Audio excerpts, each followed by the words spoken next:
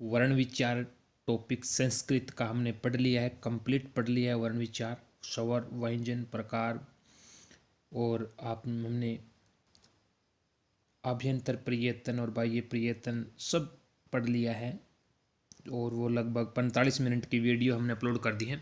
अब जो बात है उस टॉपिक से यानी वर्णमाला से रिलेटेड हम क्वेश्चन पढ़ेंगे। मैं आपको 2 वीडियो उपलब्ध कराऊंगा क्वेश्चन की, 80 क्वेश्चन कंप्लीट करवाऊंगा सिर्फ एक टॉपिक वर्णमाला से, संस्कृत की वर्णमाला से 80 क्वेश्चन। इससे बाहर एग्जाम में जाने के कोई चांस नहीं है। इतना तैयारी करने के बाद जो भी 1 या 2% इस टॉपिक से आएंगे बाहर नहीं जाएगा। तो हम शुरू करते हैं।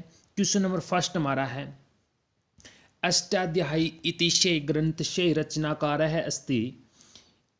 अष्टाध्यायी ग्रंथ की रचना किसने की? तो अष्टाध्यायी ग्रंथ की रचना मैंने आपको बताया किसने की थी, पाणिनि ने। और पतंजलि ने महाभाष्य की रचना की। वररुचि या कात्यायन बोलते हैं इसे, वररुचि या कात्यायन, इसने वार्तिक की रचना की थी। क्वेश्चन नंबर दूसरा है, माहेश्वर सूत्राणि भवन्ति। माहेश्वर सूत्र होते हैं। माहेश्वर सूत्राणि भवन्ति, तो माहेश्वरी सूत्र कितने होते हैं? मैंने बताया था आपको माहेश्वर सूत्र कितने होते हैं, 14 होते हैं। चतुर्दश ए ई ऊन रील रिक एओं अयो छय वर टलन जय भय गर्दस, जब गर्दस खप चढ़ता है कपय से रहल। इस तरह से हमने आपको माहेश्वर सूत्र कितने बताए थे, 14 बताए थे। उसके बाद तीसरा क्वेश्चन है, माहेश्वरी सूत्राणि शिवस्य केन वाद्येन प्राप्तानि। यानी जो माहेश्वरी सूत्र हैं वो शिव के किस वाद्य यंत्र से प्राप्त किए गए हैं?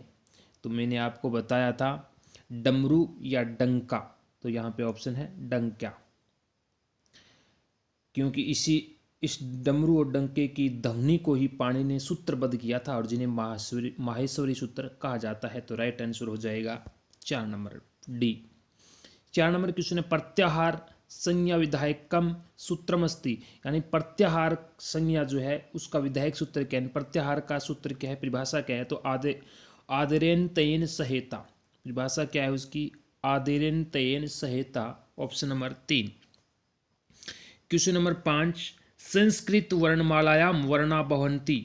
यानी संस्कृत वर्णमाला में वर्ण होते हैं। संस्कृत वर्णमाला के अंदर कितने वर्ण होते हैं?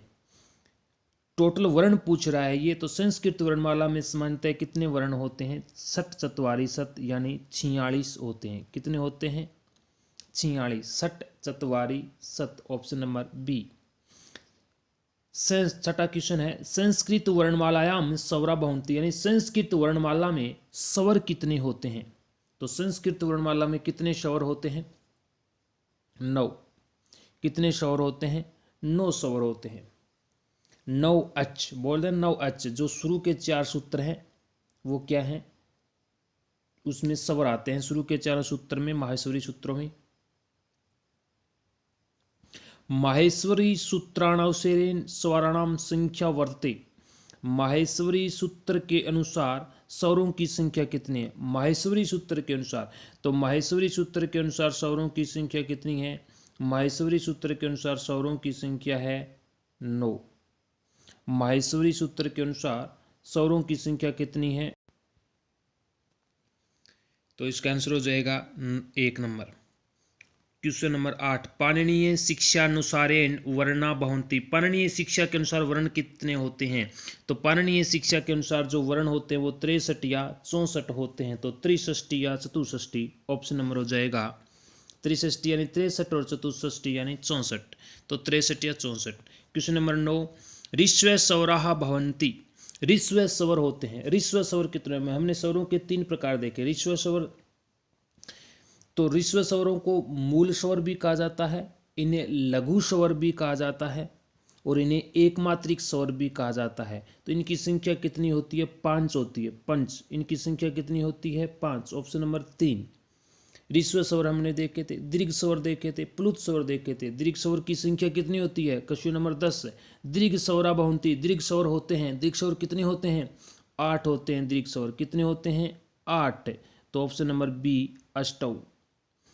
क्वेश्चन नंबर 11, द्विमात्रिको स्वरो नास्ति। द्विमात्रिक स्वर, द्विमात्रिको स्वरो नास्ति, द्विमात्रिक स्वर नहीं है। तो द्विमात्रिक स्वर किन्हें कहते हैं? दीर्घ जो स्वर, लघु स्वर या ऋस्व स्वर है उन्हें एक मात्रिक स्वर बोलते हैं, दीर्घ स्वर है उन्हें द्विमात्रिक स्वर बोलते हैं, जो प्लुत स्वर उन्हें त्रिमात्रिक स्वर बोलते हैं। तो ये बात कर रहा है द्विमात्रिक स्वर यानी दीर्घ स्वरों की बात कर रहा है। किनकी? दीर्घ स्वरों की बात कर रहा है। तो दीर्घ स्वर कौन सा नहीं है? तो इसमें लरी जो है वो दीर्घ स्वर नहीं है, क्योंकि ए, आ, ई, उ, री, लरी आ नहीं होगा, ए, ई, उ, री, लरी, ये 5 जो है वो लघु स्वर है, एक मात्रिक स्वर है। कौन कौन से? ए, ई, उ, री, लरी, ये 5। तो इसमें ये लरी जो है ये लघु स्वर है, न कि द्विमात्रिक है, ये एक मात्रिक स्वर है लरी।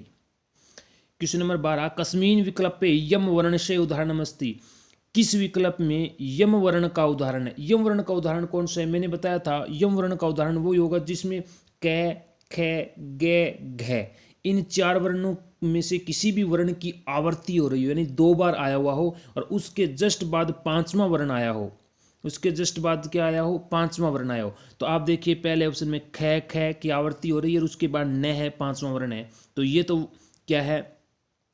उदाहरण यम वर्ण का उदाहरण है। और अग्नि ये दिया हुआ है तो इसमें ग की आवृत्ति हो रही है और उसके बाद 5वां वर्ण न है। तीसरे में देखिए पलकिन, इसमें क की आवृत्ति हो रही है और उसके बाद 5वां वर्ण न भी है, आवृत्ति के जस्ट बाद 5वां वर्ण है। तो इसका मतलब ये तीनों ही क्या है? यम वर्ण के उदाहरण है। इसका मतलब हमारा आंसर हो जाएगा सर्वे, सभी। 13 नंबर क्वेश्चन, स्पर्श वर्णानाम संख्या भवति, स्पर्श वर्णों की संख्या कितनी होती है? तो हमने पढ़े थे स्पर्श वर्ण, अंतस्थ वर्ण, उष्म व्यंजन वर्ण पढ़े थे। स्पर्श वर्णों की संख्या कितनी होती है? 25 होती है। कै से मै तक जो वर्ण है वो स्पर्श वर्ण कहलाते हैं और इनकी संख्या 25 होती है। उसके बाद क्वेश्चन नंबर 14, अंतस्थ वर्णानाम क्रमो अस्ति, अंतस्थ वर्ण जो है उनका क्रम क्या होता है? तो उनका क्रम क्या होता है? ये वे रे ले, ये हो जाएगा ये वे रे ले, क्योंकि आप सूत्र देखिए, माहेश्वरी सूत्र देखिए, है ये वे रे टे लेने, सूत्र देखिए 5 नंबर और 6 नंबर सूत्र देखिए आप, वहाँ पे मिलेगा आपको यण प्रत्याहार के वर्ण जो है वो अंतस्थ वर्ण है। तो ये वे रे ले, इसका राइट आंसर हो जाएगा हमारा ए। 15 नंबर क्वेश्चन की बात करें, उष्म वर्णाः सन्ति, उष्म वर्ण कौन से होते हैं? तो श्लूष्मान उष्म वर्ण कौन से होते हैं? जो सल प्रत्याहार के वर्ण है वो श्लूष्मान होते हैं। यानी आप 13वां और 14वें सूत्र देखिए, माहेश्वरी सूत्र में 13वां और 14वां सूत्र देखिए, वहाँ पे आपको मिलेगा ये। तो आंसर हमारा जो जाएगा स है, सल प्रत्याहार के वर्ण है ये, और ये उष्म वर्ण कहलाते हैं। क्या कहलाते हैं? उष्म वर्ण कहलाते हैं। उसके बाद 16 नंबर क्वेश्चन, कादियो माओशाना रिक्त स्थाने पद भविष्य, रिक्त स्थान में क्या आएगा? तो मैंने बताया था तो स्पर्श वर्ण व्यंजन वर्ण है, वहाँ पे सूत्र बताया था मैंने आपको, मैंने बताया भी था इस तरह से प्रश्न आता है रिक्त स्थान के रूप। आपको ऑप्शन में कोई एक पद, कादियो माओशाना स्पर्शः, तो कादियो माओशाना स्पर्शः यानी कैसे मैं तक के जो वर्ण है वो स्पर्श वर्ण है। तो इस रिक्त स्थान में क्या आएगा? रिक्त स्थान में 3 नंबर ऑप्शन आएगा स्पर्शः। क्वेश्चन नंबर 17, सल रिक्त स्थाने पदम भविष्यति, सल रिक्त स्थान में क्या आएगा? तो ये सल प्रत्याहार की बात कर, सल प्रत्याहार में कौन से वर्ण आते हैं? श्लूषमान है, तो क्या हो जाएगा? श्लूषमान है। तो इसका राइट आंसर क्या हो जाएगा? बी, क्योंकि जो उष्म वर्ण है वो क्या है? सल प्रत्याहार के वर्ण है, तो श्लूषमान है। क्या हो जाएगा?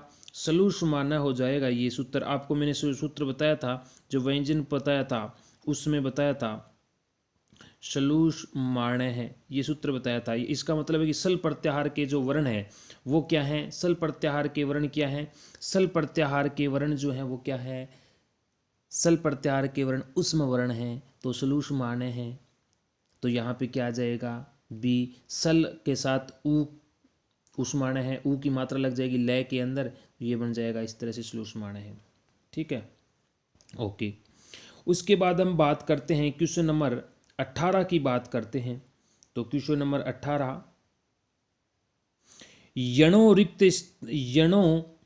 रिक्त स्थाने पदम भविष्यति, यणो रिक्त स्थान में क्या होता है? यणो अंतस्तः, मैंने सूत्र बताया था आपको, यणो अंतस्तः यानी यण प्रत्याहार के जो वर्ण हैं यण प्रत्याहार के जो वर्ण हैं वो क्या कहलाते हैं, अंतस्थ वर्ण कहलाते हैं। तो राइट आंसर क्या हो जाएगा, ए।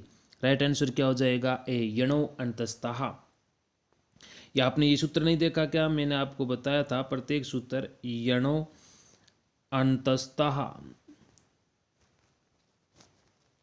इस तरह से मैंने आपको सूत्र बताया था, यणो अंतस्थः। तो ये सूत्र है, इसमें ऑप्शन क्या हो जाएगा हमारा, ए। 19 नंबर क्वेश्चन, पाणिनीय शिक्षा अनुसारेण स्वरा भवन्ति। पाणिनीय शिक्षा के अनुसार स्वर कितने होते हैं।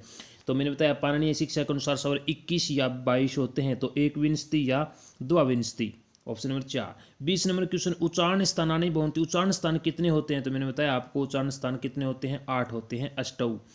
21 नंबर क्वेश्चन, हैरी ही इत्यत्तर विसर्ग से उच्चारण स्थान वर्तते। ये भी मैंने बताया था आपको अच्छी तरह से कि हैरी ही इत्यत्तर विसर्ग से उच्चारण स्थान, यानी हैरी इस विसर्ग का उच्चारण स्थान क्या है। तो हैरी के साथ जो विसर्ग लगा हुआ है, इस विसर्ग का उच्चारण स्थान क्या होगा, इस विसर्ग का उच्चारण स्थान क्या होगा, ये बताना है आपको।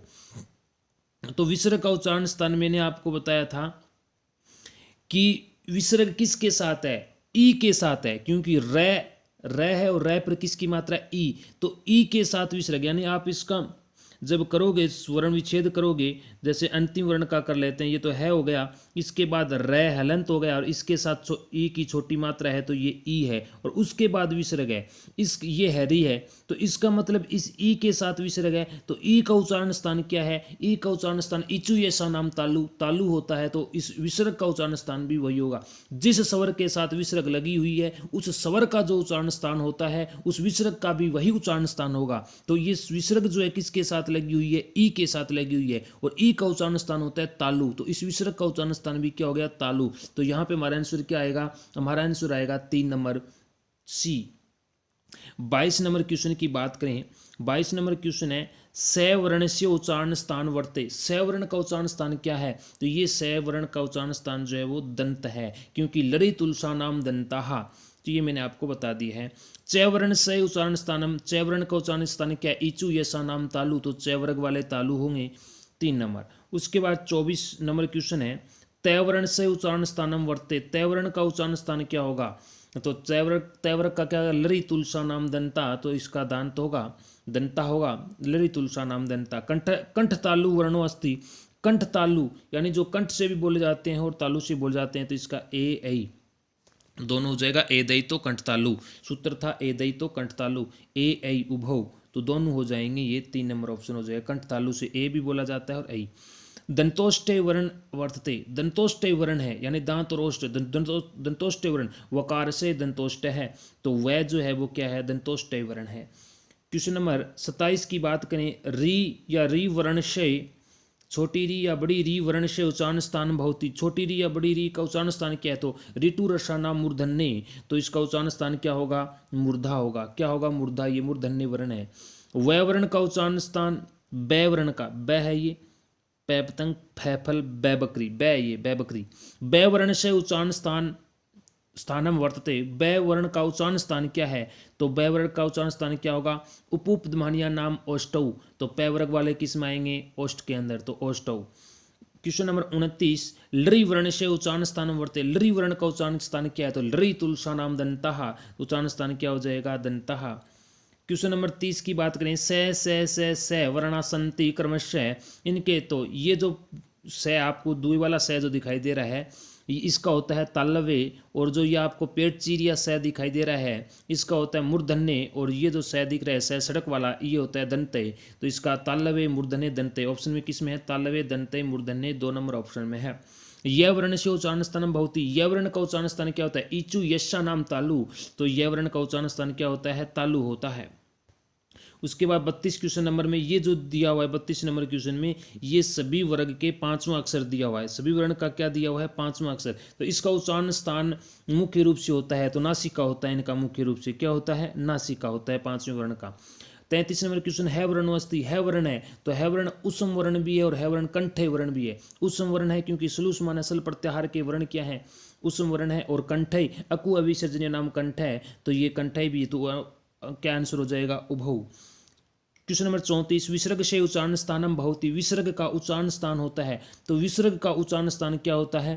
अकु है विसर्जनीय नाम कंठा, तो विसर्ग का उच्चारण स्थान अकु है विसर्जनीय नाम, यानी ए आ कु कै वर्ग और विसर्ग का है, और विसर्ग का उच्चारण स्थान क्या होता है? कंठ होता है। तो हमारा ऑप्शन क्या हो जाएगा? 4 नंबर। क्वेश्चन नंबर 35 है, अनुस्वार से उच्चारण स्थानम भवति, अनुस्वार का उच्चारण स्थान क्या होता है? तो अनुस्वार से नासिका, अनुस्वार का उच्चारण स्थान क्या होता है? नासिका। क्वेश्चन नंबर 36, अर्धविसर्ग युक्त कैखाभ्याम संज्ञा भवति, अर्धविसर्ग मैंने आपको बताया था कि अर्धविसर्ग इस तरह से लगी होती है, अर्धविसर्ग कै और अर्धविसर्ग ख हो, तो उनका उच्चारण स्थान क्या होता है? अर्धविसर्ग कै और अर्धविसर्ग ख का उच्चारण स्थान क्या होता है?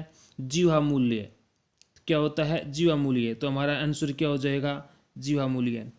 क्या हो जाएगा? बी ऑप्शन हो जाएगा, इसका आंसर क्या हो जाएगा? बी। तो दोस्तों ये जो क्वेश्चन थे 36 क्वेश्चन थे, इसके बाद मैं 45 क्वेश्चन और लेकर आऊँगा पार्ट सेकंड के अंदर।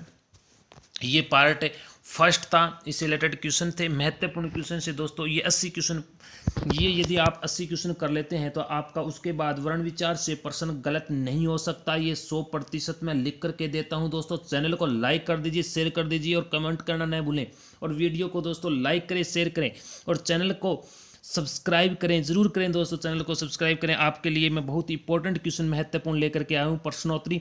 Thank you.